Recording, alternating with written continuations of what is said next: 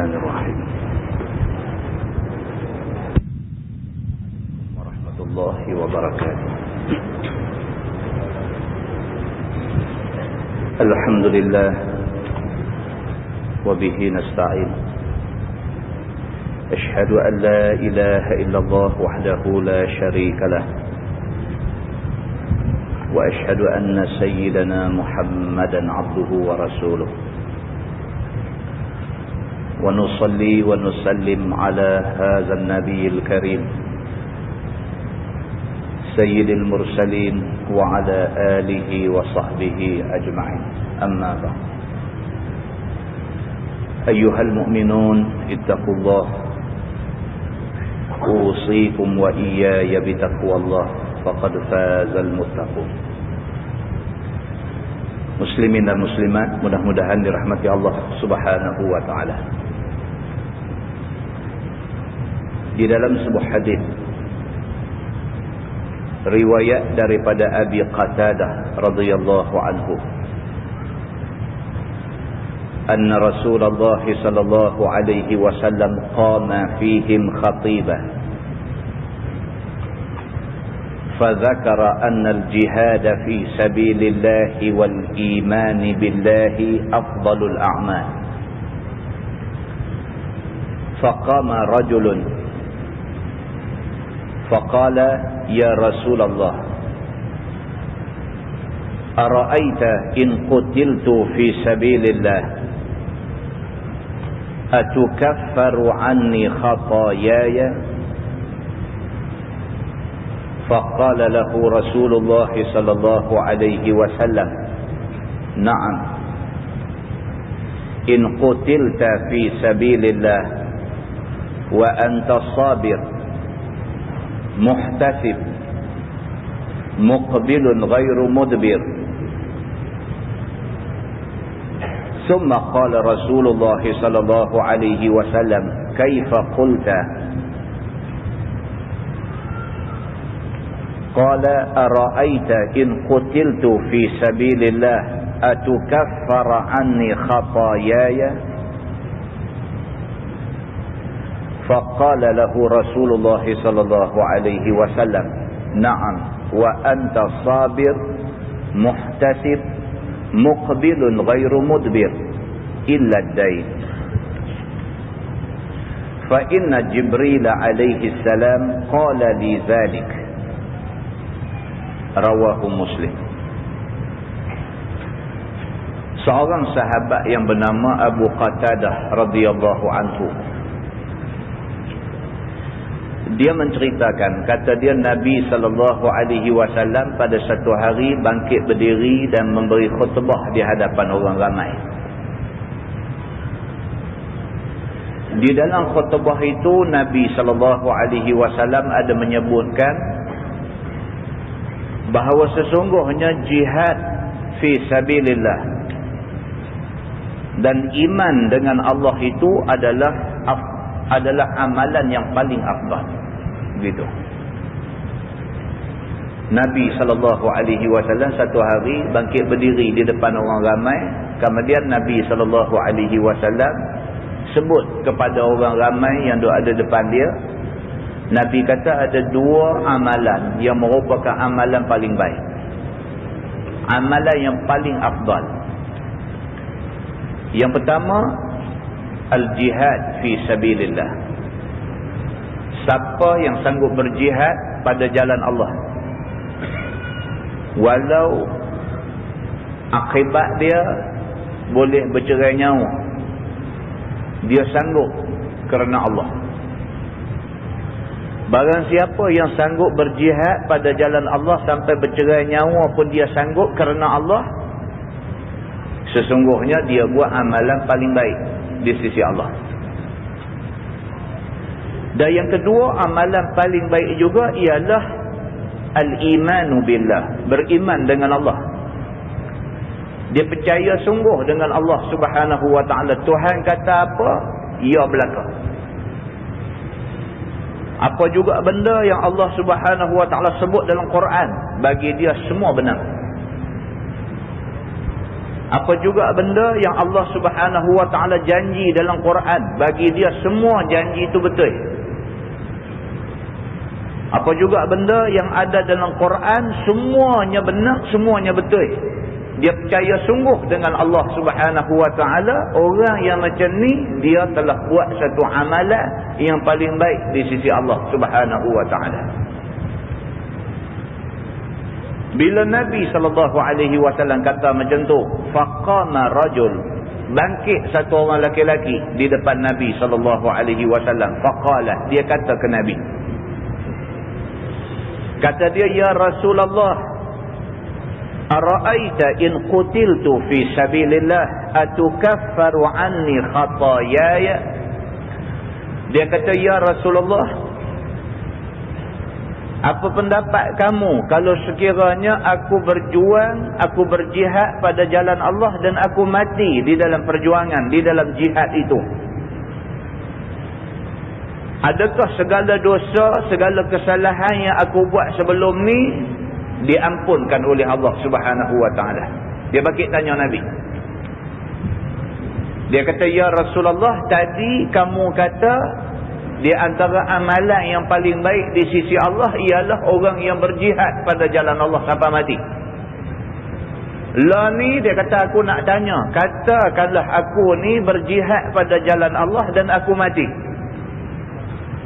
adakah aku yang mati di dalam jihad pada jalan Allah itu boleh menyebabkan segala dosa yang aku buat sebelum ni Tuhan ampun belaka? Dia kata.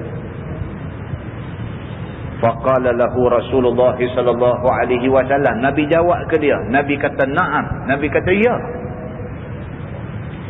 Kalau sungguh kamu pergi berjihad, kalau sungguh kamu pergi berjuang di dalam perang sabilillah, kalau sungguh kamu buat benda tu dan kamu ditakdirkan Allah Subhanahu wa ta'ala mati di dalam perang jihad fi sabilillah itu, Allah ampun segala dosa kamu yang dahulu. Nabi kata, na'am, ya, in qutilta fi sabilillah. Syarat dia yang pertama, kamu mati itu mati ketika berjuang pada jalan Allah. Itu syarat yang pertama. Wa anta sabir. Syarat kedua, kamu sabar. Apa juga timpa kamu di dalam perang jihad itu, kamu sabar. Kalau ditakdirkan kamu cedera, kamu sabar dengan kecederaan yang menimpa kamu. Kalau ditakdirkan kamu hilang anggota, kamu patah tangan, kamu putus kaki dan sebagainya, kamu sabar dengan apa yang menimpa kamu.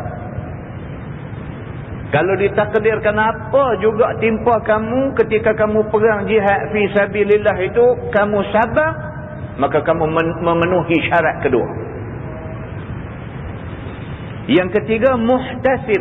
Kalau sekiranya kamu berjuang kerana cari keredaan Allah, bukan kerana nak tunjuk kamu berani, bukan kerana nak tunjuk kata kamu tak takut ke musuh, bukan kerana nak bangga diri, bukan kerana lain, melainkan kamu buat ni kerana muhtasibun, semata-mata cari keredaan Allah Subhanahu wa ta'ala, maka kamu memenuhi syarat ketiga. Dan syarat keempat, wa muqbilun ghairu mudbir. Kamu sentiasa marah ke depan di dalam perang jihad itu. Kamu sekali-kali tak pernah beralih ke belakang. Di dalam perang itu, kamu hanya tengok ke depan. Kamu kira nak pergi ke musuh. Sekali-kali kamu tak beralih. Kamu tak ingat nak cabut lagi. Dan kamu tidak cabut lagi daripada perang jihad fi sabilillah. Kalau sekiranya kamu ada 4 syarat ni, maka Allah Subhanahu wa ta'ala ampun segala dosa kamu sebelum kamu berjuang pada jalan Allah dan mati itu. Summa qala Rasulullah sallallahu alaihi wasallam, kaifa qulta? Lepas Nabi sallallahu alaihi wasallam kata, Allah Subhanahu wa ta'ala akan ampun semua dosa kamu yang sebelum ni kalau sekiranya kamu penuhi 4 syarat tadi. Iaitu yang pertama, kamu memang berjuang itu fi sabilillah. Yang kedua, kamu sabar apa yang menimpa kamu. Yang ketiga, kamu memang cari keredaan Allah semata-mata. Dan yang keempat, kamu tidak ada ingat dan kamu sekali-kali tidak lari daripada medan perang. Kalau kamu ada 4 syarat ni, Allah Subhanahu wa ta'ala akan ampun dosa kamu yang terdahulu. Nabi kata dekat dia, kaifa qulta la ni, kamu nak kata apa? Nabi kata, aku dah mengesahkan benda tu, wa kaifa qulta, dan sekarang kamu nak kata apa? Qala, kata laki-laki ni, ara'aita in qutiltu fi sabilillah atukaffara anni khatayaya. Dia kata, ya Rasulullah, aku nak tanya lagi sekali, kalau sekiranya aku berjuang dan aku mati di dalam jihad fi sabilillah itu, adakah dosa aku yang terdahulu Allah akan ampun? Dia tanya lagi sekali benda yang sama. Faqala lahu Rasulullah sallallahu alaihi wasallam, Nabi jawab ke dia lagi sekali. Nabi kata, na'am. Nabi kata, ya. Wa anta sabir. Nabi kata, dengan syarat kamu sabar. Perang memang boleh sakit. Kamu sabar dengan kesakitan yang menimpa kamu. Muhtasib, dan kamu hanya nak cari keredaan Tuhan. Muqbilun ghairu mudbir, kamu marah ke depan dan kamu sekali-kali tak berunduk ke belakang. Illa dain, Nabi tambah satu syarat lagi, dan juga lagi satu, kecuali hutang. Dia kata, kalau sekiranya kamu berjuang, berjihad pada jalan Allah, kamu sabar apa yang menimpa kamu, kamu memang nak mencari keredaan Allah, dan kamu memang tidak berunduk di dalam perjuangan itu, tapi kamu satu orang yang ada hutang, dan kamu tidak pernah fikir nak bayar hutang, di situ kamu sangkut. Fa inna Jibril alaihi salam qala li dhalik. Nabi kata, kerana Jibril alaihi salam turun mai jumpa aku, Jibril bagi ingat tentang benda ni. Muslimin dan muslimat yang dirahmati Allah sekalian, kita ingat balik hadis yang kita baca di Masjid Tanah Liat, Masjid Tuan Abdullah Tanah Liat baru-baru ni.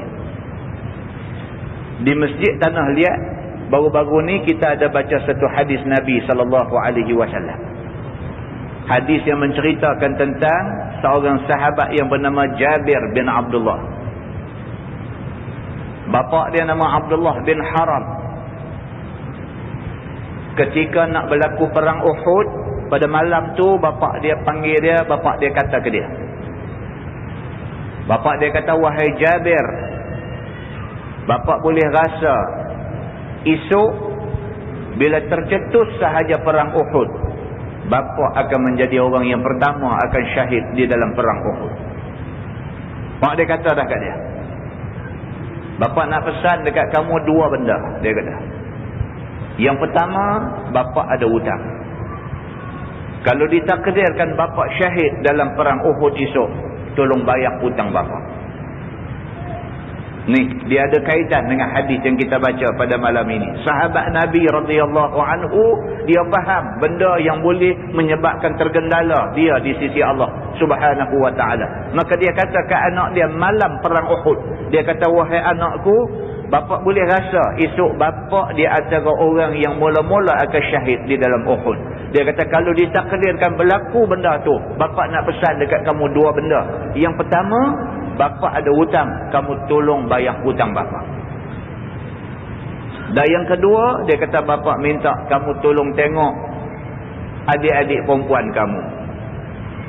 Kerana Abdullah bin Haram, bapa Jabir bin Abdullah ini memang ada anak perempuan ramai. Maka dia kata dekat Jabir anak dia, dia kata, kalau ditakdirkan bapa syahid sungguh esok, anak-anak bapa yang perempuan itu, kamulah orang yang nak kena tengok dia.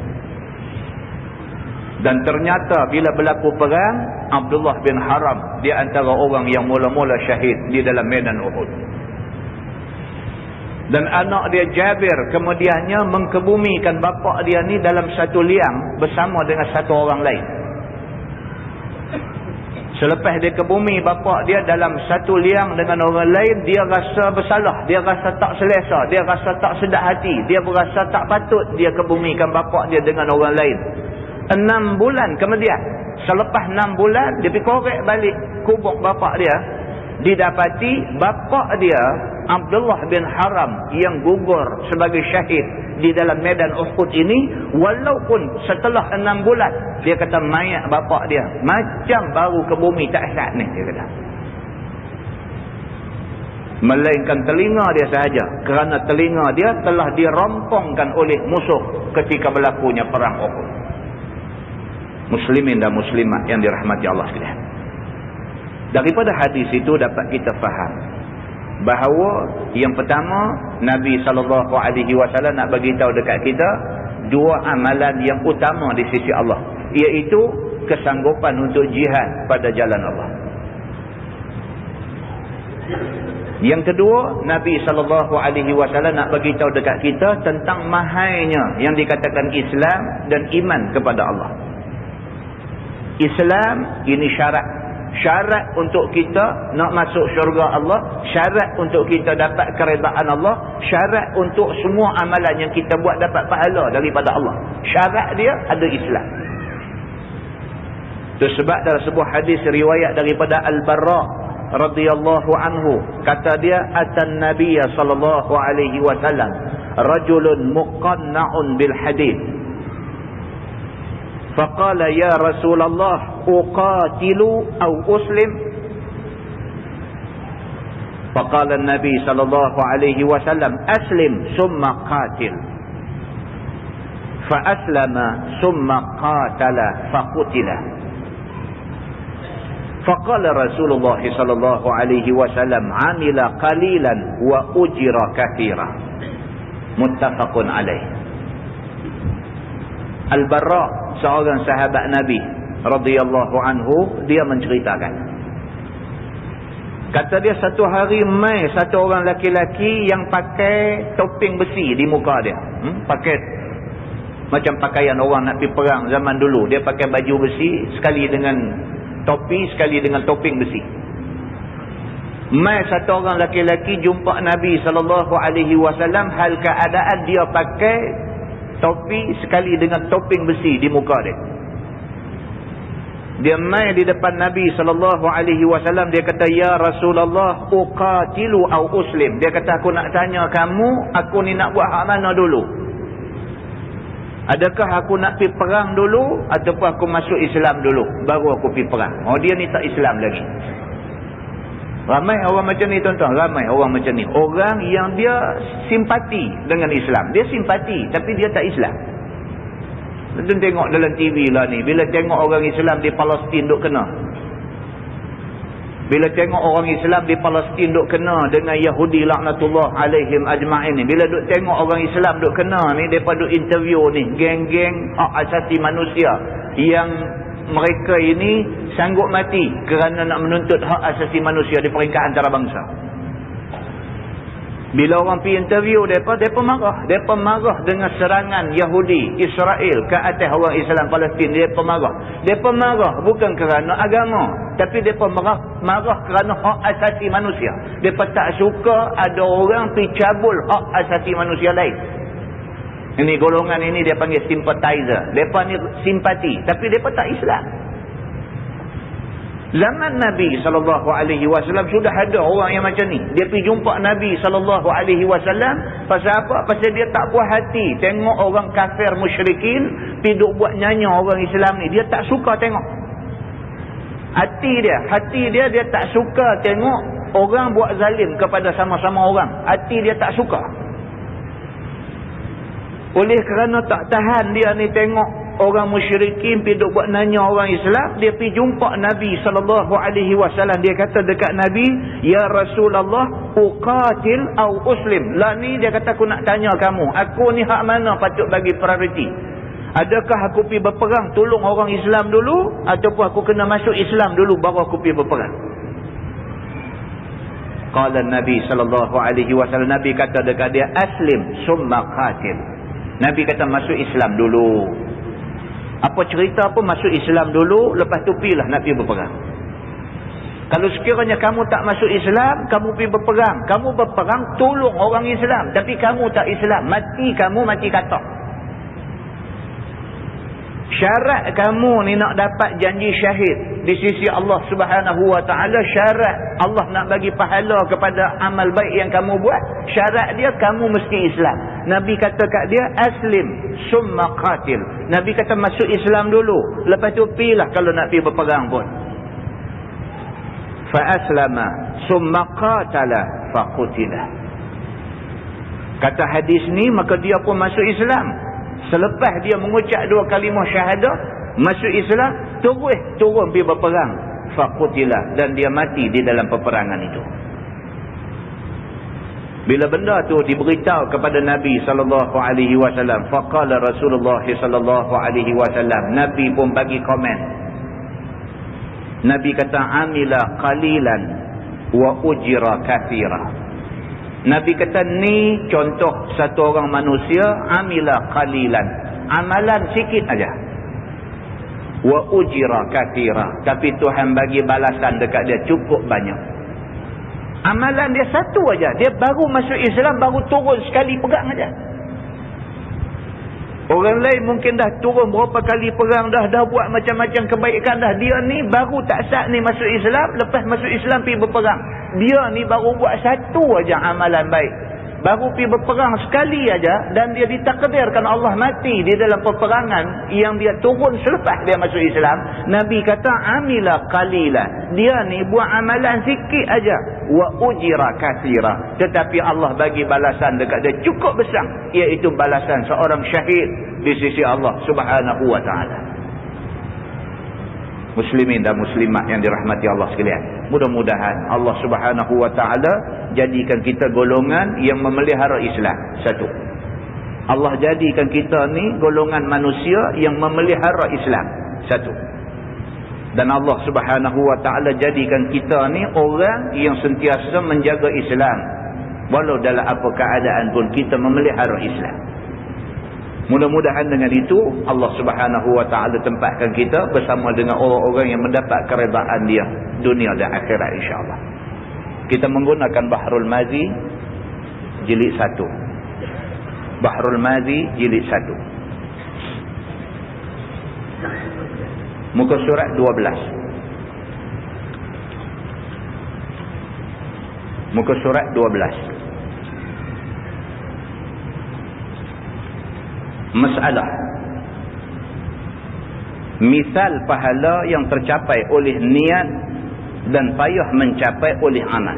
Malam ni dia kata kita nak tengok satu bab yang menceritakan tentang pahala ni. Kadang-kadang melalui niat kita sudah dapat pahala, tapi nak dapat melalui amal kadang-kadang susah. Dia kata pandang dan tiliklah pada seorang yang dalam sakit mati masalah. Misalnya dia kata orang yang sakit nak mati. Begitu. Kata niatnya, kalau aku sehat sekali ni, naik haji aku. Oh, ni dia bawa contoh. Satu orang yang sakit dia ni sakit yang nak membawa kepada mati. Sakit teruk. Sakit yang tidak ada harapan nak baik. Dalam keadaan sakit teruk tu, dia berniat dalam hati dia. Dia kata, kalaulah Allah Subhanahu wa ta'ala bagi sihat balik aku ni, dia kata aku pergi haji. Sebab dia ni satu orang manusia yang duit cukup dah, segala semua cukup dah. Duit cukup dah, segala syarat semua cukup dah, perjalanan aman, tak ada masalah dah. Cumanya dia tak berminat lagi nak pergi buat haji ni. Pasal apa? Pasal dia duk ingat dia nak seronok lagi. Ada orang macam tu. Dia duk faham kata haji ni pergi buat bila dah tak larat dah nak buat benda seronok.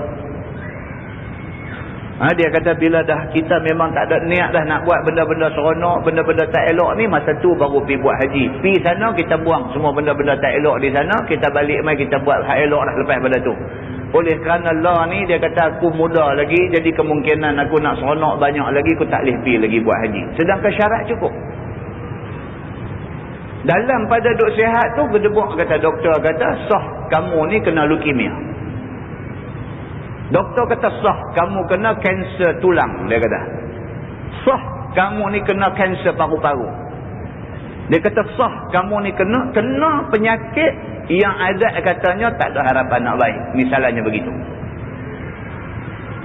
Daripada sehari ke 2 hari, 2 hari ke seminggu, seminggu ke sebulan, keadaan nampak makin parah. Tinggal tulang dengan kulit aja. Dalam keadaan macam tu, terbit dalam hati dia, dia kata kalaulah aku sihat sekali ni, aku pergi haji. Dia kata.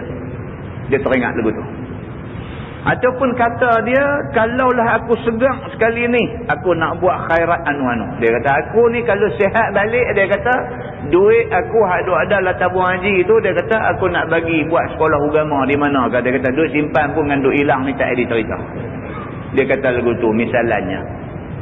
Kan, duit aku ada lah tabung haji tu, aku nak bagi ke sekolah agama mana kan. Dia ingat macam tu. Nak buat khairat. Khairat ni maknanya kebaikan. Atau kata niatnya, sekali ni aku nak habiskan daya aku, dia kata mengembangkan hadis Nabi SAW. Oh, dia ni satu orang ustaz. Misalnya kata dia satu ustaz. Tiba-tiba sakit ni sakit yang tak nampak harapan nak baik. Dalam keadaan macam tu dia duk fikir macam-macam di katil hospital ni, duk fikir dia kata aku selama ni ada lah satu dua ilmu Tuhan bagi kat aku. Aku tak pernah duduk beritahu kat siapa, aku simpan sengak ilmu ni. Dia kata, kalau kali ni Tuhan bagi sihat, aku nak mengajar masjid lah. Aku nak kembangkan hadis Nabi SAW kepada orang ramai. Dia teringat macam tu.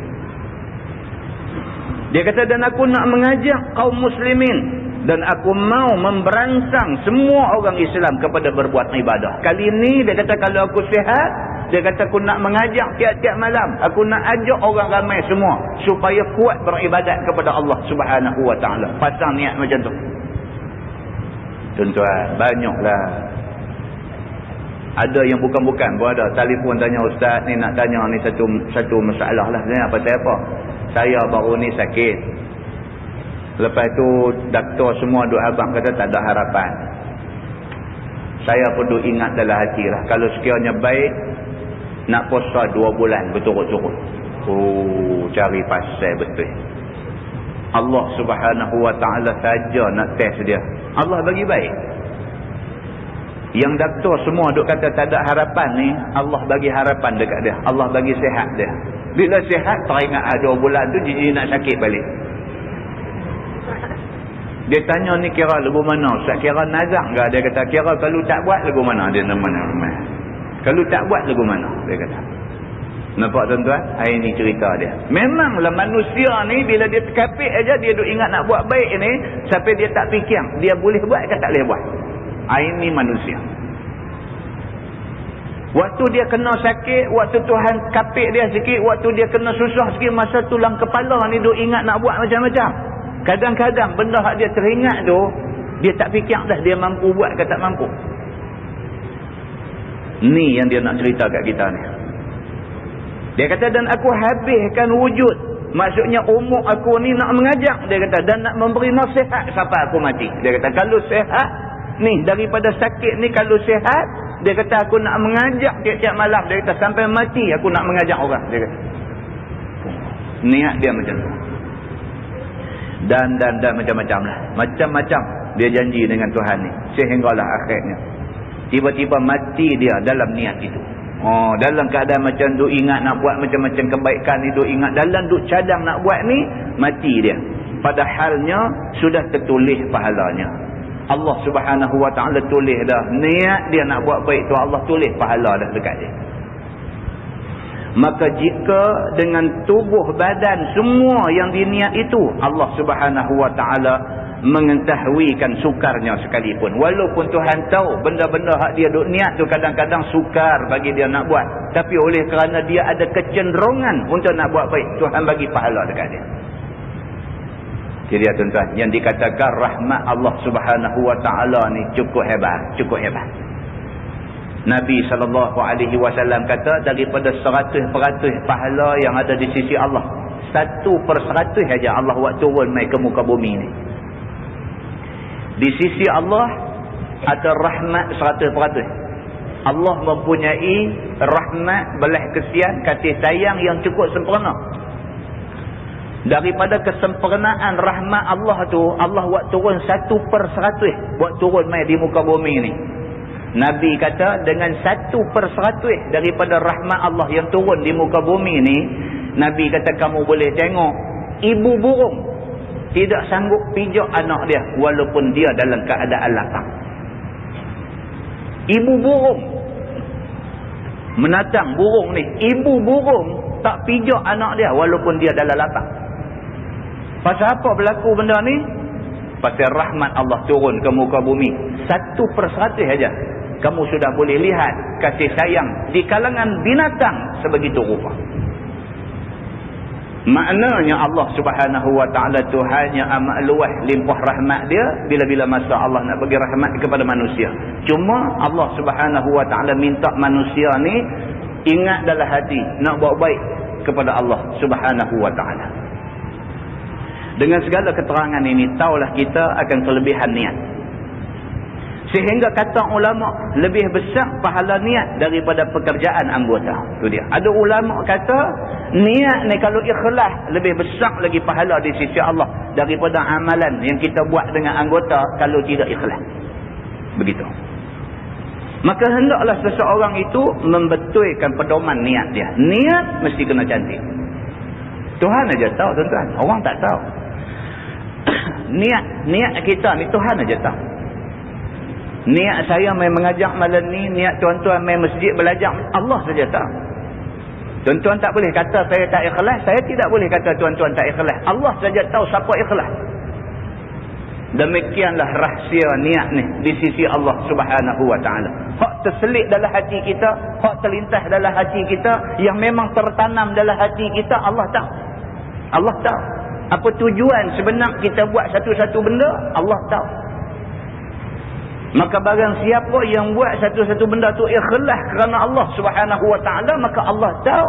Maka pahala orang yang ikhlas kerana Allah ni cukup besar. Sehingga kan kalau dibandingkan dengan kerja anggota badan yang terang-terang nampak ni, besar lagi amal yang ada di dalam niat ikhlas tadi. Muslimin dan muslimat yang dirahmati Allah sekalian. Maka lebih besar pahala niat daripada pekerjaan anggota. Maka hendaklah seseorang itu betulkan pedoman niat dan pilih pangkatnya yang lebih baik dan lebih baik lagi.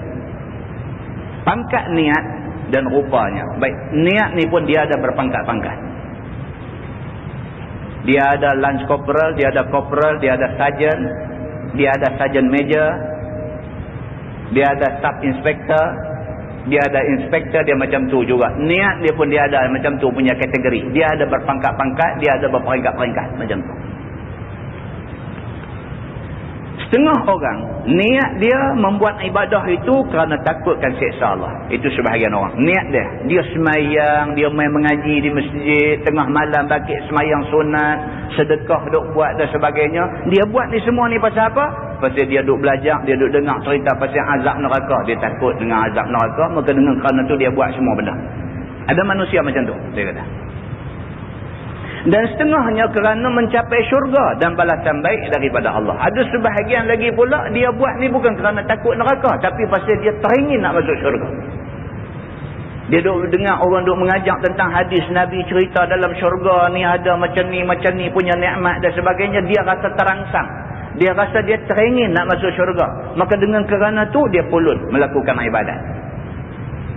Semayangnya kuat, puasanya kuat, amal baiknya kuat, sedekahnya kuat, baca Qurannya kuat, zikirnya kuat. Ni semua ni dia buat pasal apa? Pasal dia teringin nak masuk syurga. Ada manusia macam tu. Dan setengahnya tiada niat takut dan tiada niat berkehendak balasan daripada Allah. Hanya menjunjung apa suruh Allah dan menjauhkan apa tegahnya. Ada hak setengah dia tak harap balasan.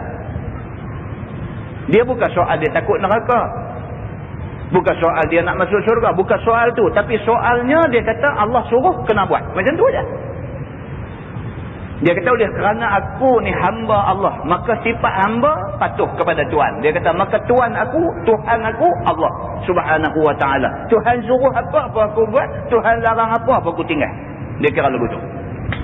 Soal pahala, soal apa ni, semua ni pulang balik dekat Tuhan. Kalau Tuhan rasa aku buat ni ikhlas, Tuhan nak bagi pahala, aku terima. Tapi bukan tu yang aku cari. Ni peringkat tinggi lagi. Begitu. Dia kata ialah semata-mata menurut perintah Allah Subhanahu wa ta'ala. Kerana tiada yang mustahak diturut perintah melainkan Allah sahaja. Dia kata dia faham yang tu. Apa perintah siapa lagi yang kita patut ikut melainkan perintah Allah Subhanahu wa ta'ala. Dalam semua benda yang ada kuasa dalam dunia ni, Allah paling berkuasa. Maka perintah Allah paling penting kita ikut. Aku kira yang tu aja, dia kata. Maka aku buat apa pun kerana ikut perintah Allah, dia kata. Dia kata begitu. Dan setengahnya niat akan Tuhan itu tiada suatu yang mustahak disembah melainkan dia sahaja, dan tiada memandang perintah, bahkan dia memandang kebesaran dan kemuliaan Allah. Sekiranya tiada dengan suruh dan tegah, nescaya menyembah dia dengan semata-mata jalal dan jamal dan kamalullah. Ada satu peringkat lagi, dia bukan soal Tuhan suruh, bukan soal Tuhan larang. Dia kira apa? Dia kira Allah Subhanahu Wa Taala Tuhan dia perlu buat sesuatu yang sesuai dengan kebesaran Allah Subhanahu Wa Taala. Oh, itu cukup tinggi ya. Yang itu cukup tinggi. Dia kata itu peringkat-peringkat ni. Tuan-tuan, kita bila baca ni, cuba trace tengok kita duduk di mana. Kalau kita semayang pasal apa? Kebanyakan orang awam dia duduk peringkat mula tu. Dia kata puak-puak ni berani tak semayang tu, tak tahu takut dosa. Dia level tu aja. Dia level apa pun buat ni semua pasal apa? Pasal takut tak buat berdosa. Pasal takut dosa kita buat. Dia tidak buat tu kerana Allah tu Tuhan dia ada. Dia buat tu kerana dia takut dosa. Tapi tak apa lagi. Pasal apa? Pasal dia buat.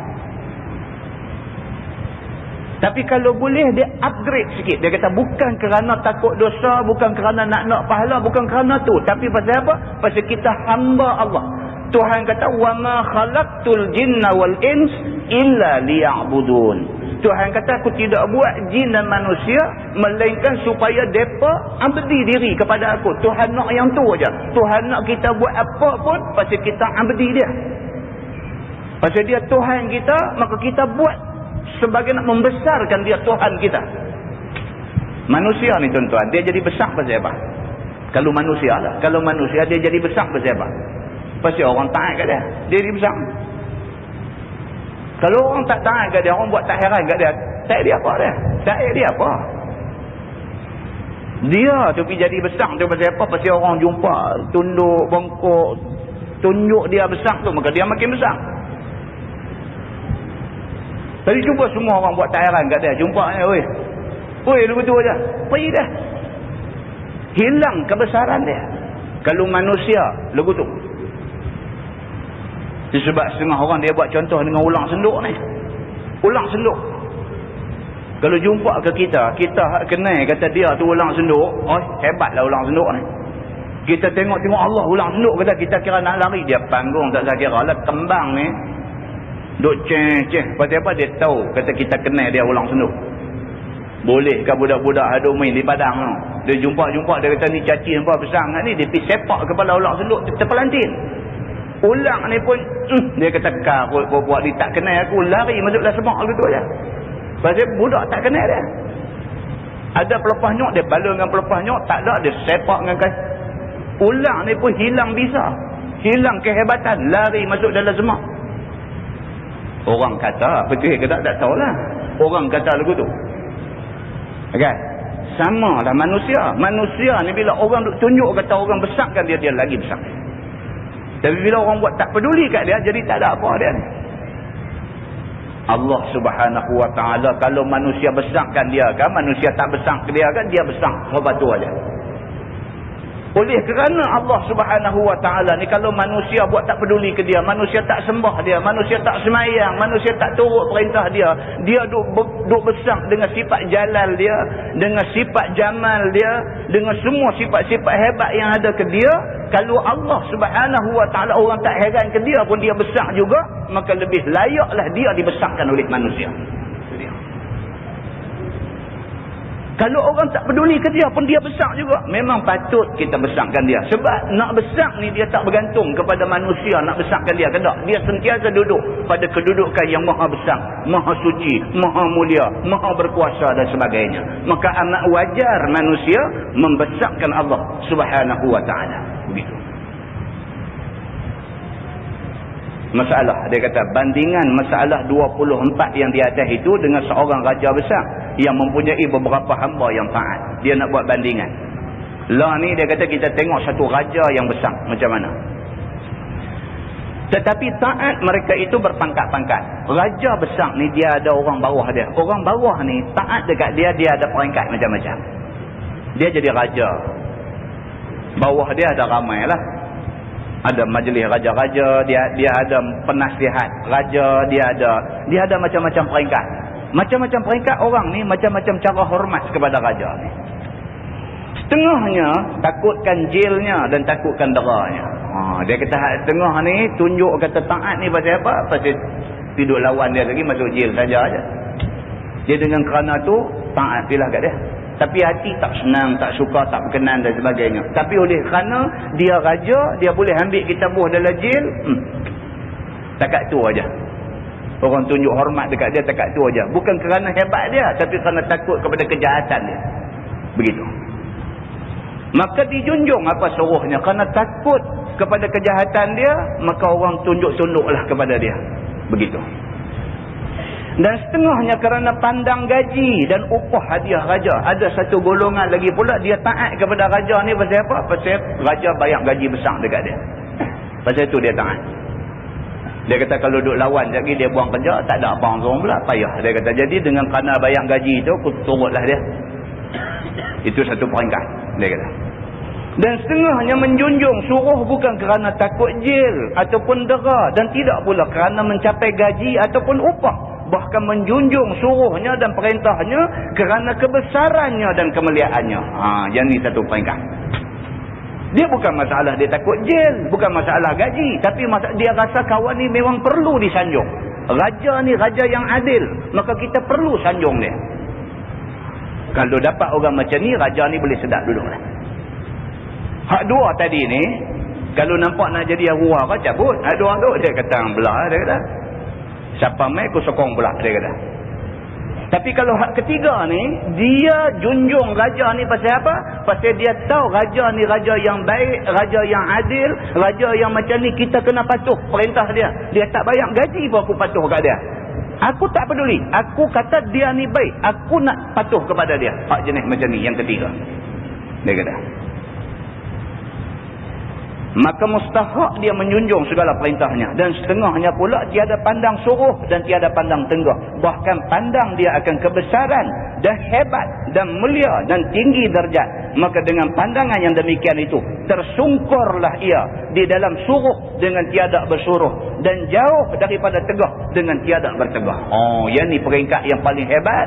Dia tak ada peduli ni semua. Dia kira dia sanggup mati kerana raja dia. Dia kira macam tu. Dia punya sayang dekat raja ni bukan raja bayar duit kat dia. Dia sayang dekat raja ni bukan kerana raja ni kalau tak sayang nanti nak buh dalam jil dia. Dia sayang dekat raja ni bukan kerana kehebatan dia, istana dia besar, dia duit banyak dan sebagainya. Tapi dia sayang dekat raja ni sampai ke peringkat dia sanggup hilang nyawa kerana nak pertahan raja.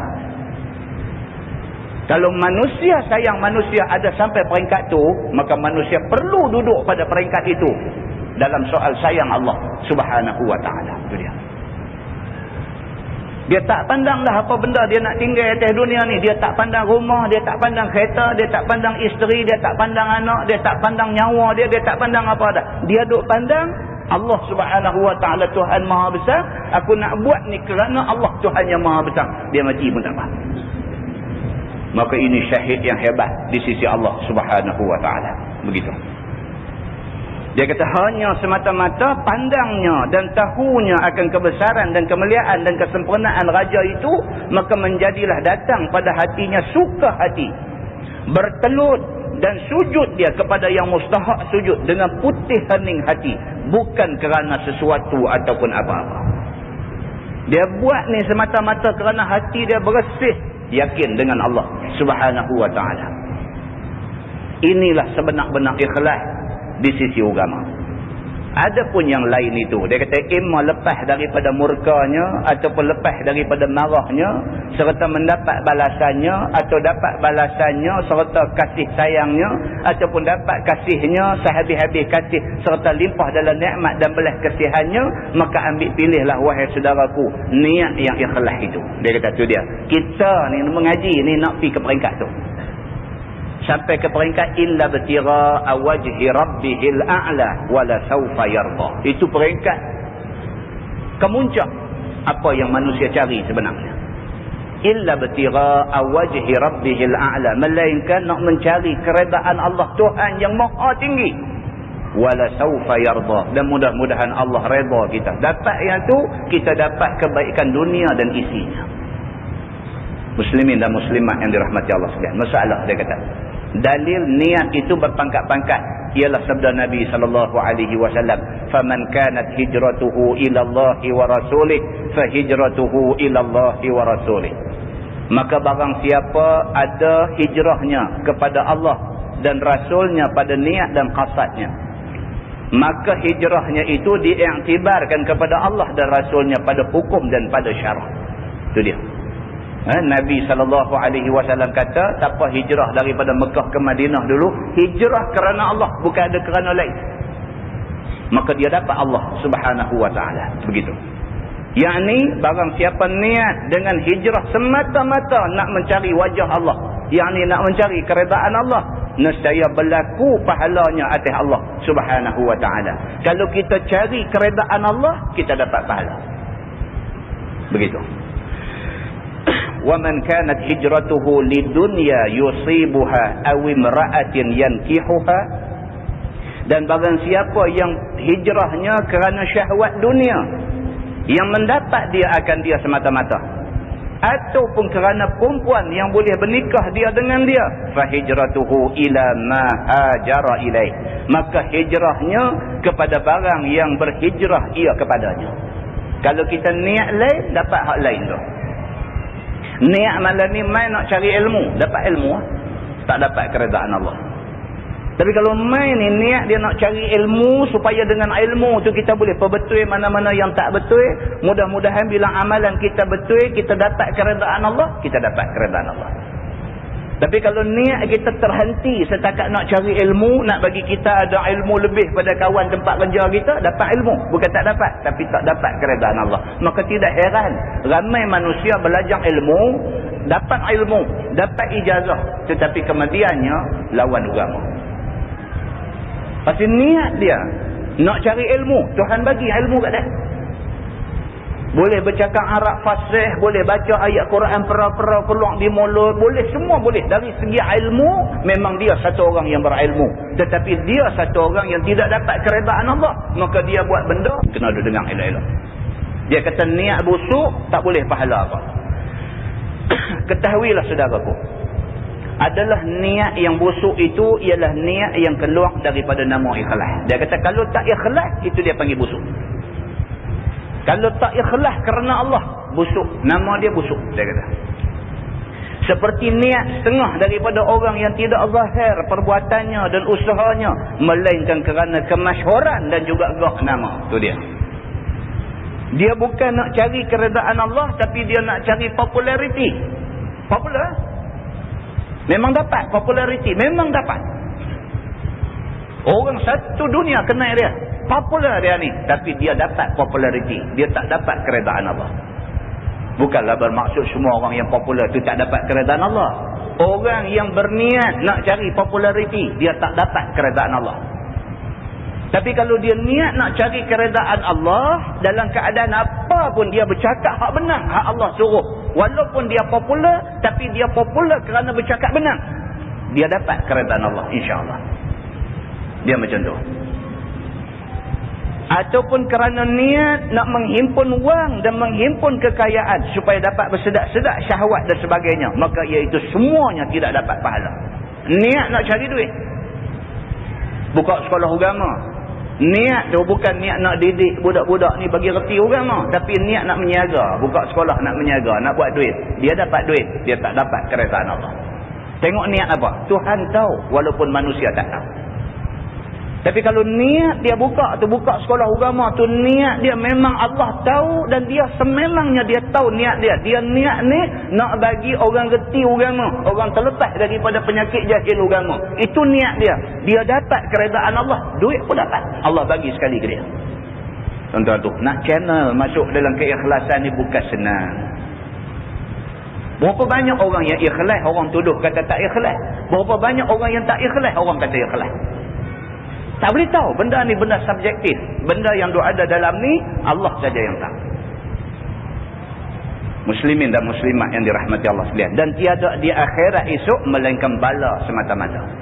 Tak boleh apa. Duk nampak di atas dunia ni buka sekolah agama. Duk nampak tu orang ingat boleh pahala. Pi sana tengok tak ada apa rupa-rupanya. Dan juga di dunia mendapat nama yang celah. Akhirnya di dunia orang tahu. Rupa-rupanya dia ni bukan nak cari keredaan Tuhan. Akhirnya orang tahu. Muslimin dan muslimat yang dirahmati Allah sekalian. Masalah dia kata. Niat yang busuk. Amatlah kuatnya sekarang ia ta'un niat yang busuk. Amatlah kuatnya sekarang ia mengamuk. Misalnya kalau seorang pergi mengerjakan haji. Dengan senang niat dia berpindah kepada supaya dapat nama terpuji. Dan bermegahkan habis wang dan habis gaji. Penat dan susah mendapatkan gelaran Tok Haji. Dia kata. So dia tulis amboi bunyi macam pantun pula ayat dia ni. Dia kata benda ni niat yang busuk ni dia macam penyakit taun dia kata. Mengamuk sakanlah ni, dia merebak cukup cepat, ramai orang kena dengan wabak taun ni, wabak penyakit niat tak betul ni. Hatta dia kata orang yang pergi Mekah nak buat haji pun boleh gelencong lagi. Pergi Mekah buat haji, dia kata tujuan dia apa? Tujuan dia semata-mata kerana nak megah, kata dia habis duit. Dia habis 10,000, dia habis 12,000 untuk pergi ke Mekah. Dia megah dengan dia habis duit 12,000.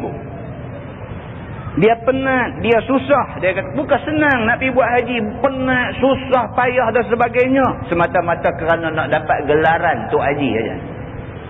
Bila balik mai, orang terlupa bubuh haji depan marah. Marah sampai tak bercakap, kenuri tak pergi. Pasal apa? Pasal kat kenuri tak tulis Haji Samsuri. Pasal tak tulis tu, dalam kad jemputan kenuri tu tak tulis Tuan Haji Samsuri, tulis Ustaz Samsuri. Marah tu tak pergi makan kenuri. Marah pasal title tu tak bubuh. Muslimin dan muslimat yang dirahmati Allah sekalian. Kerana tu dia marah sungguh. Pasal apa? Pasal dia memang niat nak title tu. Balik-balik hang tak bubuh title tu kat aku. Marah. Tuan-tuan pernah dengar orang sebut Nabi Muhammad ni Haji Muhammad sallallahu alaihi wasallam? Tak pernah dengar.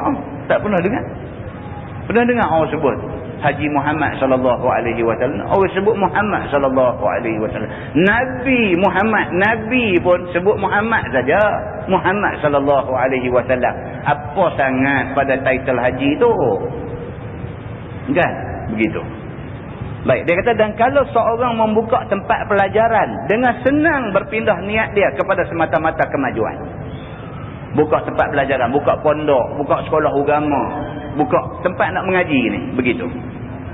Akhirnya sudahlah tiada tentu tujuan dan terjadi besar endah bunyi dan rupa dan menjadi lagak buruk rambutan jantan. Orang berbunga ia berbunga, orang berbuah dia kosong dan hampa. Buih ayat tu, nampak? Buka pondok, buka sekolah agama, buka ma'had tahfiz dan sebagainya. Buka tu bagus. Tapi niat kawan yang buka tu Allah yang mengetahui. Allah tahu. Kalau niat dia nak mencari keredaan Allah, dia dapat keredaan Allah. Dan dia dapat rezeki. Tapi kalau niat dia buka tu niat komersial. Niat dia niat nak buat duit. Dia dapat duit. Dia jadi kaya. Dia senang hidup. Dia atas sekolah agama yang dia buka. Dan sebagainya. Tapi dia ni ibadat pokok muatan jantan. Pokok betik jantan. Atas dunia ni nampak sekolah dia hebat. Nampak subuh, nampak terbit bunga. Nampak hebat. Pergi dia akhirat sana. Orang boleh buah. Dia tak boleh apa. Bunga hak terbit tu bunga tak jadi buah. Apa-apanya. Muslimin dan muslimat yang dirahmati Allah sekalian. Dan kalau seorang mengarang kitab ataupun mengarang makalah. Dengan senang terpaling niat dia kepada nama jangan kalah. Tulis kitab. Daripada awal tulis tu nak supaya orang kata kitab dia hebat. Nampak? Takut tuan-tuan benda ni. Tuan-tuan nak lebih lanjut lagi benda ni, baca buku Talbisu Iblis. Talbisu Iblis dia ada cerita macam-macam. Macam mana iblis serang alim ulama, macam mana iblis serang orang ahli perniagaan, macam mana iblis serang seorang guru. Macam dia tunjuk satu-satu, dia bawa main dengan nas, dengan Quran, dengan hadis dan sebagainya. Cukup hebat buku tu. Kalau kita baca tu dia jadi sejuk kaki. Nampak tu hak dia tulis dalam tu nampak macam nak main kat kita. Bagus. Muslimin dan muslimat yang dirahmati Allah sekalian. Supaya masuk di dalam nama pendeta. Dia karang kitab apa semua ni tujuan tu. Tujuan daripada awal dah dia karang ni supaya orang panggil dia pendeta. Kalau di universiti, rajin duk buat buku dan sebagainya, pasti nak Profesor Madya. Dapat Profesor Madya, tapi buku tak ada keberkatan. Buku tak ada keberkatan. Tak ada siapa teringin nak baca. Melainkan budak-budak yang mengaji kat dia, dia paksa budak-budak ni suruh beli buku dia. Yang tu saja budak yang beli. Orang lain tak berasa nak beli. Keberkatan tak ada. Maka ada orang yang macam ni, dia kata pengarang yang bijak, pandai, dia kata dan sebagainya, menunjukkan berbagai-bagai tingkah dan kepadanya ini ataupun banyak ilmu. Tengok buku karangan dia, kita terbayang lautan ilmu yang ada dekat dia. Ataupun pandai dia memecat ataupun menzahirkan kesalahan orang. Dia pandai bila dia buat buku, dia tulis tentang keburukan orang. Ni buku-buku politik ni salahnya. Buat buku, tulis tentang keburukan orang. Orang baca buku dia, orang meluat dekat orang, dia kata. Nampak? Ada orang yang macam tu. Dulu tuan-tuan, zaman Nabi SAW dulu, bahasa menjadi kebanggaan mereka. Kalau tuan-tuan baca sebab kenapa Allah jadikan Quran itu mukjizat kepada Nabi Muhammad SAW. Pasal apa? Quran ini jadi mukjizat Nabi Muhammad. Pasal nak ra'i keadaan masyarakat Arab zaman Nabi itu, mereka ni adalah pengkagum bahasa. Nama-nama seperti Imra'il Qais misalnya ini, penyair-penyair hebat. Yang mereka ni menjadi penyair upahan. Kalau ada satu orang kaya dengan satu orang kaya bermusuh, masing-masing akan ditawarkan harga tinggi kepada penyair ni. Bagi dekat dia bayaran tinggi, suruh dia karang satu syair. Syair tu digantung di dinding Kaabah. Bila orang ramai mai baca syair tu, kalau syair tu nak perburuk maka akan dicemuh oleh masyarakat seluruhnya. Pasal apa? Tulisan syair dia tu memang boleh kuasai perasaan orang semua. Bahasa tu sampai macam tu. Lah pun jadi macam tu. Lah kalau dia tak suka dekat satu orang, buat keluar buku dalil berapa dia buat keluar. Orang baca buku tu, orang menyampah dekat kawan yang ditohmahkan ni. Orang menyampah. Soal betul tak betul itu secondary. Itu soal kedua. Soalnya bila baca orang jadi meluat dekat kawah dia kata. Tuan-tuan bayangkan kalau benda dia tulis tak betul, dia tanggung berapa banyak dosa di hari akhirat di depan Allah Subhanahu wa taala. Tanggung. Ini yang dia nak beritahu. Dia kata pandai memecat dan menzahirkan kesalahan orang. Dia boleh tulis satu tulisan, dia boleh menyebabkan satu orang tu terpelantin daripada orang ramai semua. Orang buang dia ni daripada masyarakat kerana tulisan dia. Dengan niat untuk mendapat kepujian. Di samping orang kata, oi dia ni kalau tulis buku memang cukup best. Dia kata buku dia karan betul. Dia kata karan, dia kena karan, dia kincin rambut dia itu di akhirat itu. Tuan-tuan, gini aja kita ni. Gini aja, apa pun kita buat kerja ni nak cari keredaan Tuhan. Kita nak bercakap, pastikan cakap kita tu dapat keredaan Tuhan. Kita nak tulis, pastikan hak kita tulis tu dapat keredaan Tuhan. Kita nak buat apa pun, pastikan hak kita nak buat tu betul sungguh. Kerana hak betul, baru Allah bagi keredaan pada kita. Tak betul, kita tanggung di depan Allah Subhanahu wa taala. Tuhan sebut ma yalfidhu min qaulin illa ladaihi raqibun atid. Tidaklah satu orang melafazkan satu benda melainkan padanya ada malaikat raqib dan atid. Demikianlah halnya tidaklah satu orang tulis satu perkataan melainkan padanya raqib dan atid. Apa juga benda kita buat, malaikat raqib dan atid catat, kita didakwa di depan Allah Subhanahu wa taala atas apa yang kita buat. Muslimin dan muslimat yang dirahmati Allah sekalian. Dia kata, dan kalau sekiranya mendirikan satu persekutuan, dia buat satu syarikat.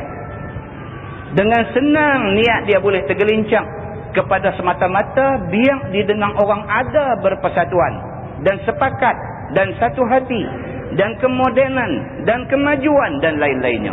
Dia buat satu persatuan bagus.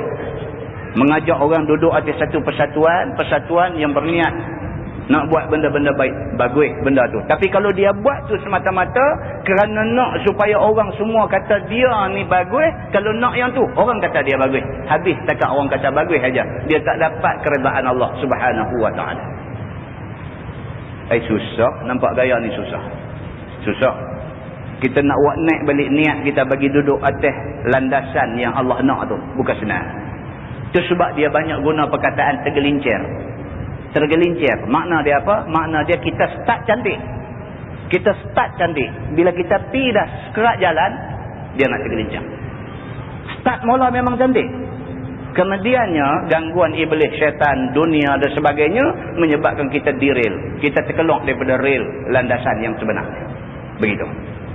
Masalah, dia kata nasihat kepada saudara. Dia kata, wahai saudara-saudaraku, semua niat dalam masalah 27 dan 28 itu tiadalah terbitnya melainkan tidak baik. Dia kata, hak tadi ni, contoh hak dia bawa dalam dua masalah tadi.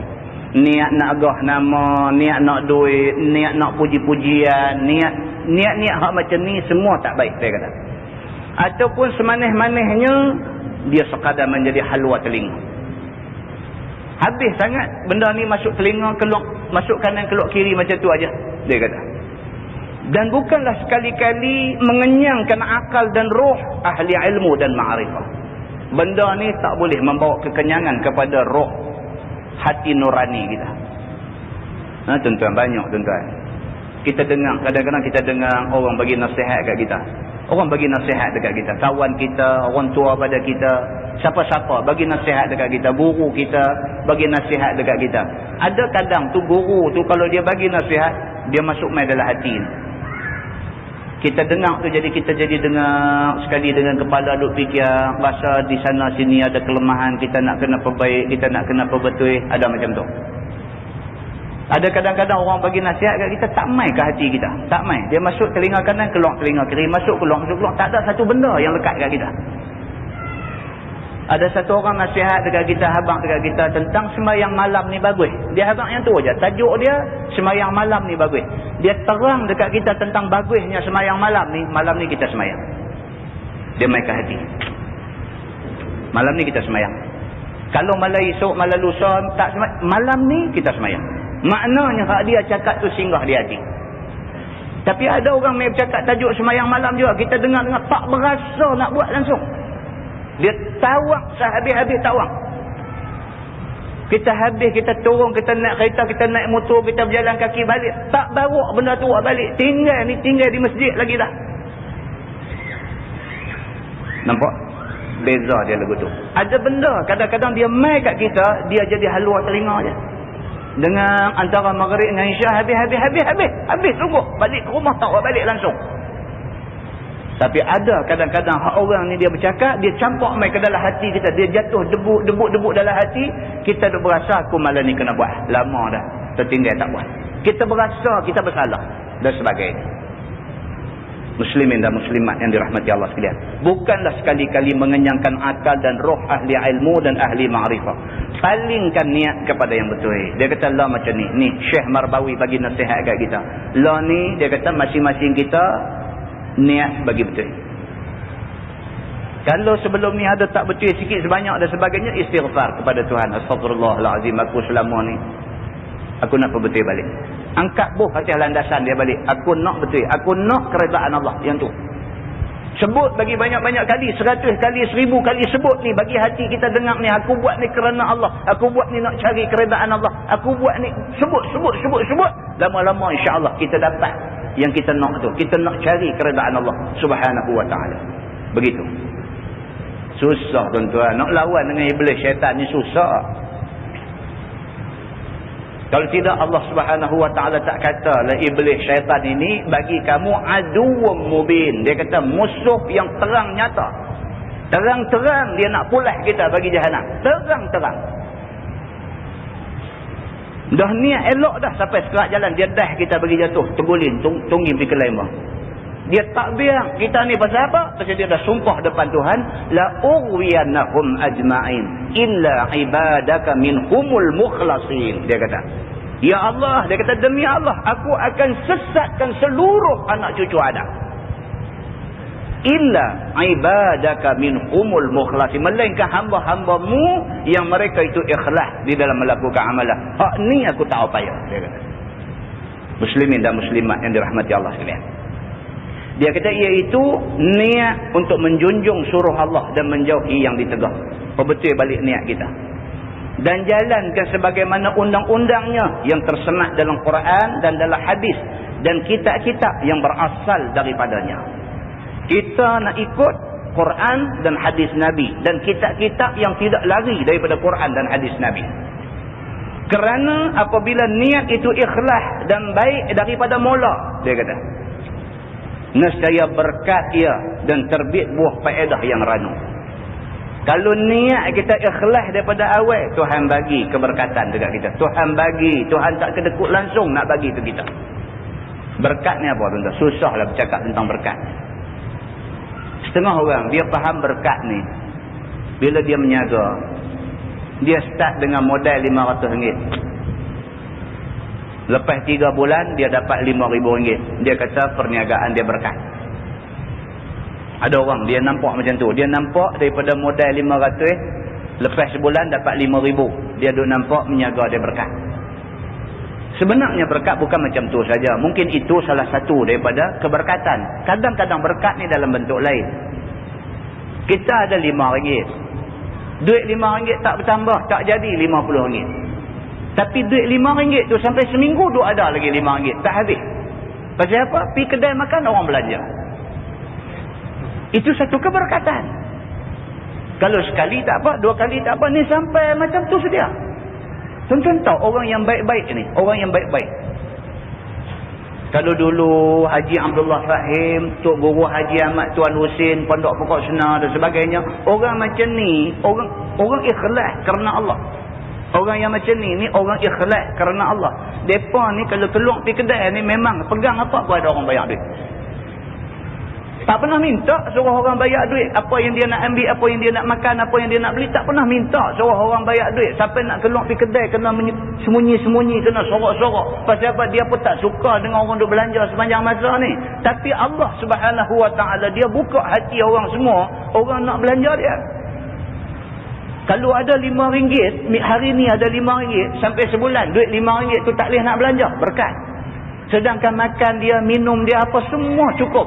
Tapi duit RM5 tak habis. Itu berkat sebenarnya. Ini keberkatan. Satu benda yang kita nak terang, kadang-kadang orang tak nampak. Kita hari ni ada RM50, esok habis. Tapi ada orang hari ni ada RM5 sampai hujung bulan. RM5 tu ada lagi. Tapi dia macam biasa. Time orang makan, dia makan. Time orang minum, dia minum. Cukup dekat dia. Pakaian apa semua. Ada saja Allah nak buka pintu keberkatan. Orang mai bagi dekat dia. No, dalam Quran Tuhan kata, "May yattaqillaha yaj'al lahu makhraja wa yarzuqhu min haitsu la yahtasib." Tuhan kata barang siapa yang bertakwa kepada Allah Subhanahu Wa Ta'ala, yang pertama Allah buka kepada Allah, tunjuk dekat dia jalan keluar daripada masalah dia. Tak ada masalah. Ada masalah Allah tunjuk jalan keluar. Ada masalah Allah tunjuk jalan keluar. Dia tak ada masalah. Itu satu. Yang kedua, wa yarzuqhu, dan diberi rezeki kepada dia daripada sumber la yahtasib, yang tidak disangka-sangka. Mana dia tahu? Dia pun tak tahu. Kita tengok ada orang yang hantar beras 2 gundi duduk di pintu dapur. Tak tahu. Tak pernah minta pun. Tak tahu siapa pun. Tengok ada beras. Tanya bini dia kata tak tahu siapa tu tadi main-main berhenti kereta buat turun. Dia kata nak hadiah kat kita. Macam tu aja. Tengok ada dalam rumah tu ada lagi macam-macam rezeki yang Allah hantar main daripada sumber yang tidak disangka-sangka. Tak pernah sangka Allah hantar main. Muslimin dan muslimat yang dirahmati Allah sekalian. Bukan nanti tok guru, bukan nanti orang-orang macam ni aja. Kita pun kadang-kadang berlaku benda ni. Kalau Allah nak bagi keberkatan kepada kita, berlaku benda ni.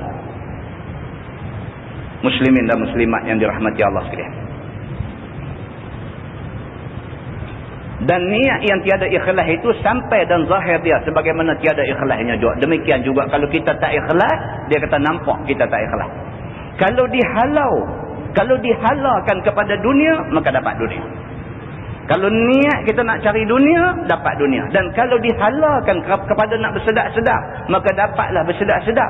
Seperti yang disabdakan oleh Nabi SAW, "Wa man kanat hijratuhu lidunya yusibuha aw imra'atin yankihuha." Maksudnya dah barang siapa yang hijrahnya itu, yakni niat hijrahnya itu kerana dunia yang mendapat dia akan dia semata-mata, atau kerana perempuan yang boleh dia bernikah dengan dia, maka sabda Nabi, fa hijratuhu ila ma hajara ilaih, maka niat hijrah kepada barang yang hijrah dia kepadanya tiadalah kelain lagi. Itu dia. Kalau niat nak cari dunia, dapat dunia. Dapat, bukan tak dapat. Buka sekolah agama, niat kerana nak cari duit, nak buat menyaga, buat sekolah nak menyaga, dapat duit. Tapi budak-budak yang keluar daripada sekolah dia tak jadi macam yang dikehendaki oleh ibu bapa misalnya. Nampak begitu. Tonton tengok zaman Nabi dulu, ada orang jahat, niat jahat, buat masjid, dia panggil masjid Dhirar. Niat asal dia buat masjid ni bagus, bukan tak bagus. Buat masjid ni bagus. Tapi dia buat masjid dengan niat asal dia apa dia? Niat dia nak divert orang.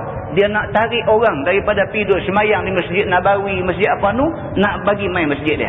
Dia buat masjid dia lebih hebat daripada Masjid Nabawi lagi. Panggil Nabi pula main resmi masjid dia. Niat dia. Tengok mata kasar, baguslah ada satu orang yang sanggup keluar duit belanja buat masjid elok, bagus. Tapi Allah Subhanahu Wa Taala tahu niat dia tu niat apa? Niat nak bagi orang tak pi ke masjid yang penuh keberkatan tu, suruh main masjid dia.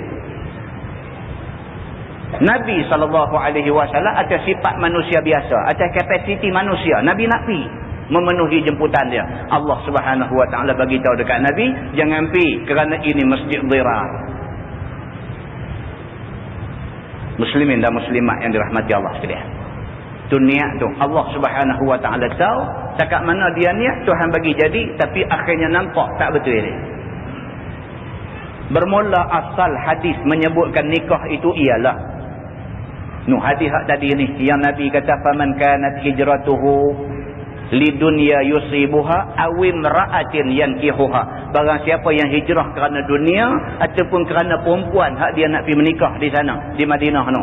Asal ceritanya dia kata kerana berlaku ke atas seorang pada zaman Nabi SAW.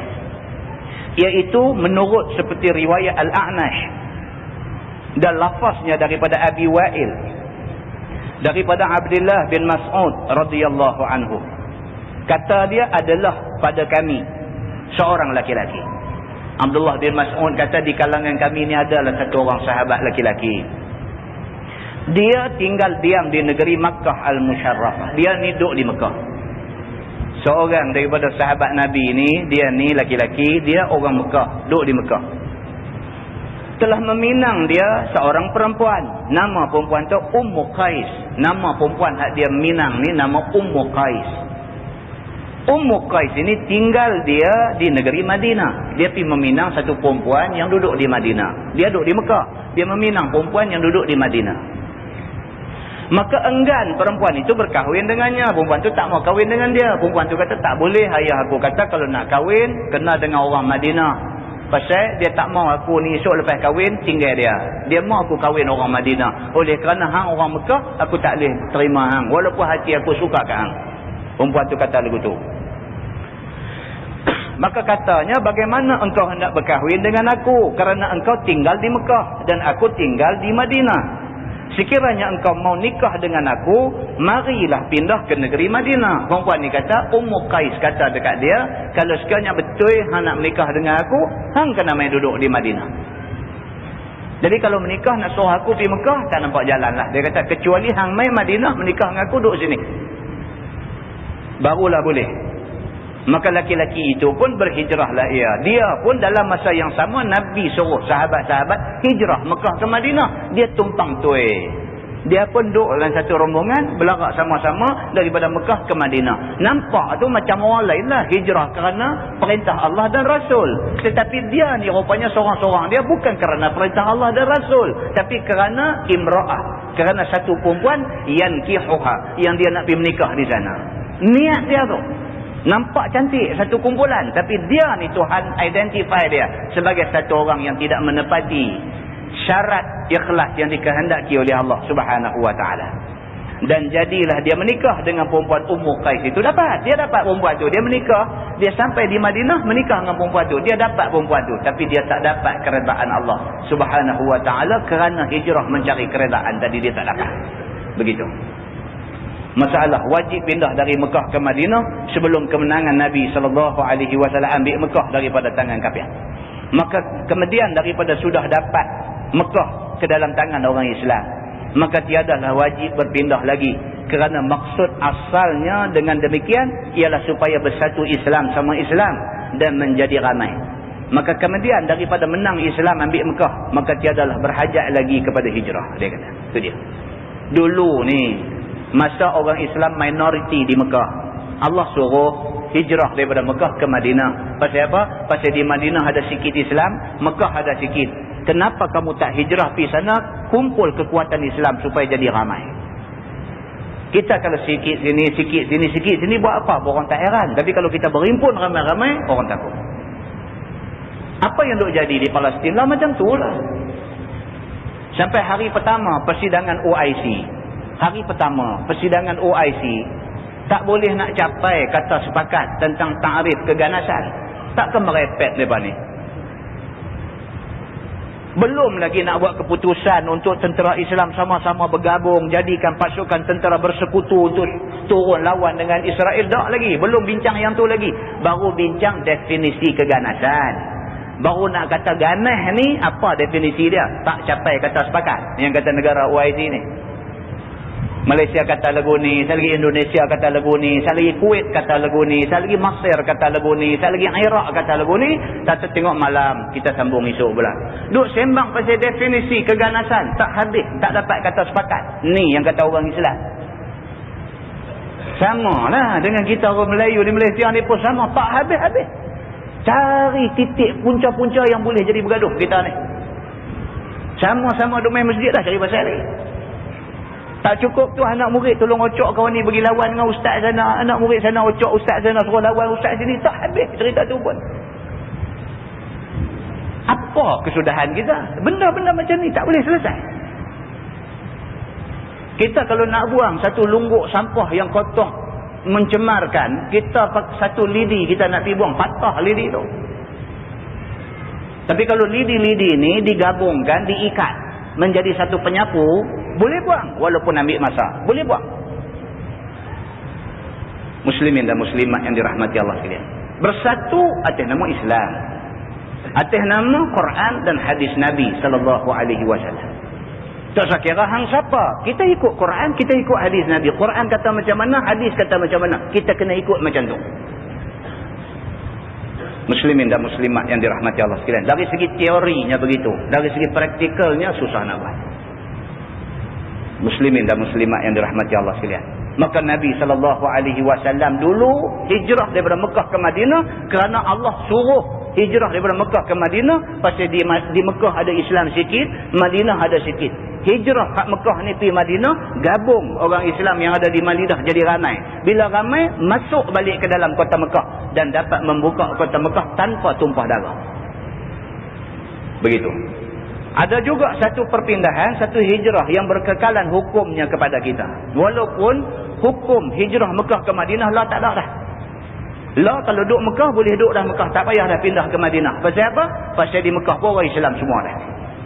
Tak payahlah pergi duduk baca hadis ni, habis contoh Imam Masjidil Haram pakai angkat beg pindah pergi Madinah pula tak. Dia kata hukum perintah hijrah daripada Mekah ke Madinah ni habis dah. Pasal apa? Pasal lah ni Mekah orang Islam belaka dah. Tetapi hukum hijrah ni dia kata masih lagi berterusan, iaitu hijrah daripada negeri kafir ke negeri Islam. Oh, ini masih lagi on lagi. Kalau orang Islam duduk di negeri kafir, sehingga kan dia susah, sampai nak buat apa pun susah, negeri kafir, maka ada baiknya dia tinggal negeri itu. Kalau sekiranya dia tak boleh buat apa dah duduk negeri itu pun, dia duk kena tekan aja hijrah daripada negeri itu pergi cari negeri yang Islam ada ramai, yang dia boleh buat amalan Islam tanpa diganggu. Banyaklah tuan-tuan, kalau nak tengok benda ni banyak. Orang Islam merata dunia lah ni ada, tapi minoriti dengan majoriti. Orang Islam hak minoriti di mana-mana negara dalam dunia ni kena tekan belaka. Kena tekan belaka. Sampai orang Islam hak nak sama pun di Bosnia dulu lebih kurang aja Islam, puak-puak kerut, puak-puak apa ni balance dengan orang Islam ni lebih kurang balance. Pun kena. Tambah orang Islam minoriti lagi kena.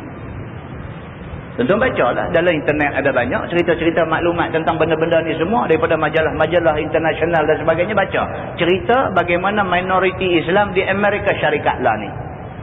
Kalau satu masa dulu mereka boleh meniaga dengan bebas, tak ada siapa kacau, lah susah dah. Lah susah dah. Kalau satu masa dulu mereka boleh simpan janggut panjang mana mereka nak simpan, mereka bebas simpan, orang tak kacau, lah susah dah. Lah ada janggut lebih sikit di airport daripada Londeh, bagi telanjang semua, cek habis semua, saja buat bagi susah, semata-mata kerana hang ada identiti Islam. Nak meniaga kedai makan, macam-macam tekanan mai. Kalau dulu lebih kurang tak kisah, lah ni semua nak ikut buku, oh yang ni salah, yang ni tak betul. Nak cari makan pun susah dah lah ni. Pasal apa? Pasal mereka duduk di negeri minoriti Islam. Muslimin dan muslimat yang dirahmati Allah sekalian. Kalau duduk dalam keadaan macam tu, dalam keadaan minoriti, sampai nak buat hak Islam tak boleh, sampai masjid nak buka mikrofon tak boleh, sampai nak berimpun ramai sikit tak boleh, sampai macam tu, hijrahlah ke mana-mana negeri yang berdekatan dengan dia, yang orang Islam ramai di sana. Hukum tu masih jalan lagi. Tetapi pada hakikatnya ialah bertujuan untuk nak menjauhkan diri daripada barang yang dibenci Allah kepada barang yang disukainya. Itu tujuan hijrah sebenarnya, kerana kita nak tinggal benda tak elok, nak pergi kepada benda elok. Itu maksud hijrah yang sebenarnya. Dan ada suruh yang demikian di dalam hadis sabda Nabi SAW, al-muhajir man hajara ma nahallahu anhu. Maksudnya bermula orang yang sebenar-benar hijrah itu ialah orang yang meninggalkan dia barang yang ditegah Allah daripadanya. Itu muhajir yang sebenarnya. Dia duk buat benda yang tak elok, Tuhan tak bagi buat, dia duk buat. Eloklah, tinggal buang benda tu. Tinggal benda tu dipanggil dia ni muhajir, orang yang berhijrah. Selama ni dia duk kerja cari makan main kugiran misalnya. Selama ni satu hari kawan pergi bagi kaset agama apakah, sambil naik kereta pasang dengar, dia berasa tak selesa dengan kerja dia duk buat lah. Misalnya begitu. Ada tuan-tuan kes-kes yang macam ni ada. Dia selama ni cari makan macam tu, cari makan duk main kugiran, cari makan benda tak elok lah, benda yang agama memang pandang tak elok. Dia duk kerja macam tu, cari makan benda macam tu. Satu hari orang mai bagi kat dia satu kaset, dia pasang dengar, dia berasa tak sedap, berasa tak selesa. Kita ada sahabat duk kerja di hotel, duk kerja bahagian ni, duk lulus ni, duk lulus apa minuman keras apa di hotel. Dia duduk tu, pos dia tu bila barang nak keluar daripada stok, dia nak kena sign. Keluar hari ni, keluar apa betul, dia duk sign. Bila duk main mengaji, duk dengar cerita pasal arak ni, bukan orang yang minum saja yang bersalah. Semua yang bersangkut dengan arak salah belakang. Sampai kawan hak pergi jadi guard, pergi jadi watchman, jaga pintu pagar kelang arak pun dianggap bersubahat dengan arak. Makna termasuk dia ni hak duk sign ni, botol keluar berapa botol malam ni, esok berapa botol hak duk sign ni pun sangkut juga. Dia tak sedar lah. Duk fikir tak kesudah tidur, tak lena, susah hati dan sebagainya. Akhirnya buat keputusan berhenti pergi cari kerja lain. InsyaAllah kalau berhenti benda-benda macam ni, niat kita ikhlas. Niat kita pasal apa? Pasal Nabi SAW kata orang yang berhijrah itu ialah orang yang hijrah tinggal benda yang Tuhan tak suka. Ni benda aku dah buat ni Tuhan tak suka, aku nak tinggal benda ni. Allah Subhanahu Wa Taala akan buka pintu rezeki kepada dia insyaAllah. Dia lagu tu. Muslimin dan muslimat yang dirahmati Allah sekalian. Dia kata jadilah kiranya qadar itu menerbitkan buah faedah hadis ini. Ni hadis cerita innamal a'malu binniyat ni. Dia kata dia rasa cukup sampai tang itulah, dia kata perbahasan dia. Dan bermaksud pula mau mula masuk di dalam sahih At-Tirmizi awalnya daripada bab taharah. Kita akan bincang dengan Tuan Imam, dengan jawatan kuasa masjid, tajuk apa kita nak baca selepas ni. Adakah kita nak baca bab taharah ataupun kita nak baca bab lain. Saya ada beberapa cadangan. Sambung bab ni pun bagus juga.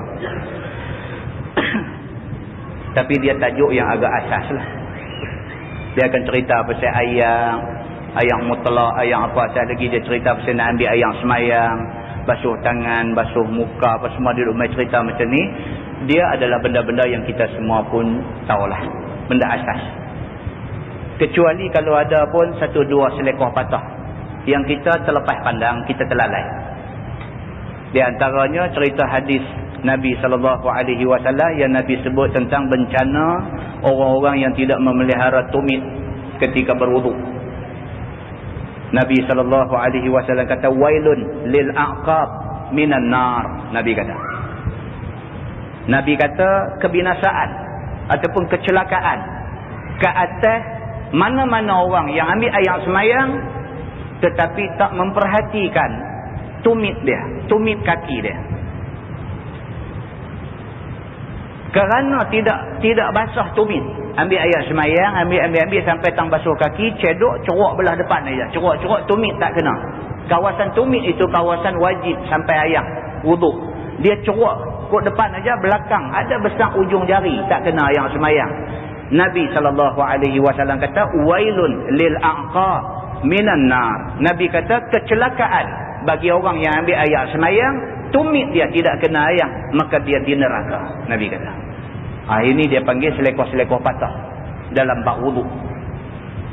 Kita selalunya bab ni kita take for granted. Kita take for granted. Kita anggap ini benda mudah. Allah apa? Ini duduk baca bab ayat semayang kita kata lagu tu. Tuan-tuan pernah jumpa hadis Nabi SAW yang Nabi cerita tentang satu hari Nabi berjalan dekat kubur. Marra Rasulullah SAW ala qabraini. Dia kata Nabi berjalan di atas dua kubur. Berjalan lintas kawasan kubur. Lalu dua kubur ni Nabi kata innahuma yu'adzabani. Nabi kata ni dua-dua ada dalam kubur ni, lah ni tengah duk kena azab. Sahabat tanya Nabi, ya Rasulullah, pasal apa mereka ni kena azab? Nabi SAW kata hak seorang tu dia kena azab pasal dia ni an-namimah. Duk atas dunia ni tak habis-habis kerja duk pelaga orang. An-namimah maksud dia hidup belaga orang. Cakap kat kau ni bagi kau ni marah kat kau ni, pergi jumpa kau ni cakap bagi marah kat kau ni. Ini kerja dia masa dia atas dunia. Dalam kubur dia kena azab. Sampai bila? Sampai tiup sangkakala yang pertama. Dia akan terus dia azab daripada hari mati dia sampai malaikat tiup sangkakala yang pertama. Berlaku kiamat baru berhenti azab kubur. Nak sambung azab neraka pula. Dan yang kedua pasal apa? Pasal dia ni ketika dia buang air dia tak jaga. Yang ni ada 2-3 riwayat mai tentang benda ni. Ada satu riwayat dia kata fakana la yastatiru min baulih. Dan adalah dia ni dia tak jaga ketika buang air kecil. Tak jaga, la yastatiru maksudnya tak jaga. Imam Nawawi kupas apa maksud yang kata tak jaga ni. Di antara yang dimaksudkan dengan tak jaga ni ialah dia bila dia pergi buang air kecil, dia pergi buang di tempat terbuka. Orang semua duk tengok, dia tak tahu malu. Itu tak jaga. Tak jaga kehormatan diri. Masuk dalam bab tu juga. Dan di antara maksud tak jaga tu ialah dia apabila pergi buang air kecil, dia basuh ni, dia buat mudah. Dia basuh tu, dia buat mudah. Dia buat basuh lebih kurang aja. Dia tak tuskan air kencing dia dan sebagainya, dia buat mudah. Dengan kerana dia buat mudah, maknanya dia satu orang yang tak jaga tentang benda ni. Saat lagi bila dia pakai seluar balik, air duk keluar lagi. Air kencing duk keluar lagi. Kena seluar dia. Menyebabkan seluar dia bernajis. Dia nak semayang. Kalau semayang pun macam tak semayang. Nabi kata. Semayang tak sah. Itu juga masuk dalam kumpulan tak jaga. Dia kata. Ataupun Imam Nawawi kata dia pergi buang air kecil. Dia buang air kecil sambil berdiri. Misalnya. Air kecil tu mercik. Terpercik mai ke pakaian dia. Dia jenis macam tu. Jenis tak jaga. Orang ni kita ni kalau nak masuk pancong, nak masuk bilik air, nak buang air ni, lipat kaki seluar ni, naik sampai ke atas habis, pastikan kita duduk dengan tertib dan sebagainya. Kita pastikan benda tu kita jaga elok. Pasal apa ni, saat lagi kalau dia merecik kena seluar kita apa ni, kita nak pakai semayang, kita jaga sampai macam tu. Ada orang tak jaga. Lagu mana lagu tu aja pitang mangkuk pun jadi, tak apa pun dia merecik kena apa-apa dia tak kisah. Saat lagi dia ambil semayang, dia semayang macam tu ya, dia tak kisah. Jenis macam ni pun Imam Nawawi kata tak jaga juga. Boleh menyebabkan kena azab di dalam kubur lagi dah. Sementara nak tunggu datangnya kiamat. Tuan-tuan, jaga baik-baik. Kadang kita duk baca bab besar-besar tu. Duk baca bab ekonomi, duk baca bab apa semua jual beli, apa semua hebat dah. Baca bab insurans dalam Islam apa semua. Duk kencing, duk motik seluar lagi. Ada juga hak macam tu. Pasal apa? Pasal dia anggap benda-benda macam ni dia take for granted. Dia anggap benda macam ni benda kecil. Maka dengan kerana itulah di dalam hadis Nabi SAW, Nabi SAW abang, ada sebahagian mereka ni yang kena azab ni pasal mereka menganggap benda tu kecil. Laisa bikabirin fi za'nihima, dia kata. Mereka menganggap benda ni bukan benda besar. Bukan benda besar pada anggapan mereka. Mereka anggap ni benda kecil. Sebenarnya di sisi Allah ini besar. Pasal dia melibatkan sah batal ibadat yang kita buat. Ini bab taharah. Bab taharah. Jadi jangan kita ingat cara semayang lagu tu aja. Kita akan jumpa hadis bagaimana Nabi SAW ambil ayat semayang daripada awal sampai habis. Nabi ambil ayat semayang. Nabi basuh daripada tangan sampai pergelangan tangan 3 kali. Lepas tu Nabi kumuk 3 kali. Lepas tu istinsyak. Dia bagi isap air masuk dalam hidung 3 kali. Kita tak buat lah yang tu. Kita pakai kumuk aja. Tangan, kumuk, basuh muka lah. Dalam hadis, Sayyidina Ali bin Abi Talib, dia tunjuk cara wuduk. Dia kata tengok, dia kata aku nak tunjuk cara wuduk Nabi SAW. Dia wuduk, tangan sampai pergelangan tangan, dia kumuk, lepas tu dia istinsyak, air masuk dalam hidung 3 kali, lepas tu dia basuh muka 3 kali, tangan daripada ujung jari sampai siku 3 kali, dia sapu kepala sekali. Ada hadis kata macam tu. Kan lepas tu basuh telinga kaki. Telinga pula habang pula luang dan dalam telinga. Dalam telinga, bukan masuk dalam lubang telinga, dalam cuping telinga, sapu semua. Lepas tu basuh kaki sampai habis kawasan tumit semua Nabi pastikan basuh. Bahkan ada hadis kata sampai ke bab, sampai ke perut tapak kaki, basuh pastikan semua sampai air. Lepas tu habis tu Sayyidina Ali bin Abi Talib dia ambil air yang baki daripada air yang dia berwuduk tu. Depa wuduk bukan macam kolah kita lah mewah air berum. Buka pancung kita lah depa dulu air negeri Arab. Nak dapat air susah. Air pun dalam bekas. Baki air yang dia berwuduk tu dia minum. Pasal apa? Sayyidina Ali kata aku tengok Nabi SAW habis dia berwuduk semua, dia minum dengan baki air yang dia wuduk ni. Maka aku buat macam Nabi buat, dia kata. Ini ada perbahasan ulama lah dalam soal-soal yang macam ni sunnah ke apakah dia ada perbahasan ulama. Jadi ceritanya tuan-tuan, bab taharah ni jangan kita pandang rendah, jangan kita pandang kecil. Itu satu cadangan. Cadangan kedua, kita mungkin sambung tajuk yang kita baca di Kelang Lama. Itu bab nikah kahwin.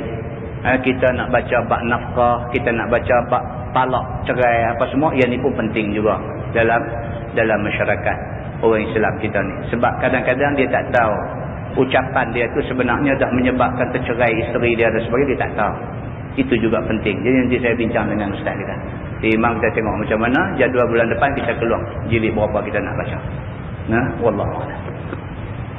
Yang baik itu daripada Allah, yang tak baik itu silap saya. Kita tangguh dengan tasbih kafarah dan suratul Asr. Subhanallah. Bismillahirrahmanirrahim. Wal 'asr innal insana illa alladhina amanu.